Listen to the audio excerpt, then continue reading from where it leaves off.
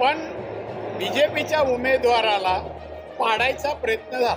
विरोधकांना माहित नाही, उद्धव ठाकरेंना नाहीच नाही, शिव्या देण्यापलीकडे त्या माणसाला काही येतच नाही।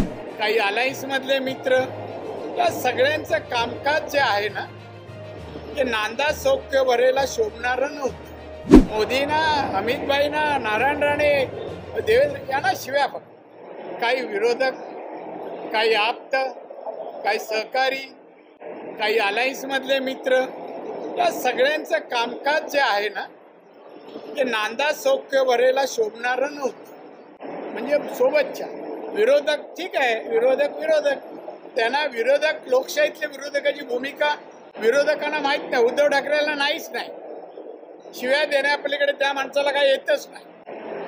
कुठलंही काम कार्य मुख्यमंत्री झालं बा, एवढं विधायक कार्य केलं, महाराष्ट्राचा GDP वाढवला, पर कॅपिटा इन्कम वाढवला, सुविधा शिक्षणाचा दर्जा वाढवला, आरोग्य, हे काही सांगत नाही। फक्त मोदींना, अमित भाईंना, नारायण राणे, देवेंद्र यांना शिव्या फक्त। याचं फळ म्हणजे सत्ता तर नाही, परत एकदा आमच्या भारतीय जनता पक्ष, मोदी साहेबांची सत्ता देशात आलेली आहे। मी त्यांचं अभिनंदन करतो, अमित शहा यांचं अभिनंदन करतो। तिसऱ्यांदा सत्ता आली, तिसऱ्यांदा पंतप्रधान माननीय मोदी साहेब बसणार आहे, म्हणजे याची फजिती झाली।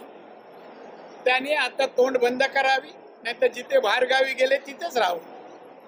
इथलं कलुषित वातावरण करू नये असं मला वाटतं। आणि म्हणून येणारी विधानसभा आहे म्हणा, आता कुठे जाणार? ज्या पद्धतीने आमच्यावर टीका केली त्याची परतफेड होईल आणि ज्यांनी दगाफटका दिला त्याचा प्रत्यय आणून दिला जाईल। दादा, उमेदवारी दाखल केल्यापासून ते निकाल लागल्यापर्यंत आपल्याला विजयाची खात्री होती का? 100%। नंबर 1, नंबर 2, आपण आता बोलता की काही सोडकेने मला त्रास दिलाय, तर ते कोण आपण सांगू शकता? नाही, काय नाही, ते सांगायचं इंटू ब्रॅकेट आहे। कोण आहे अंदाज? काय तुमचा रोष कोणावर आहे? नाही, इथे कोण असलेला नाहीये, तो सांगायचा नसतो।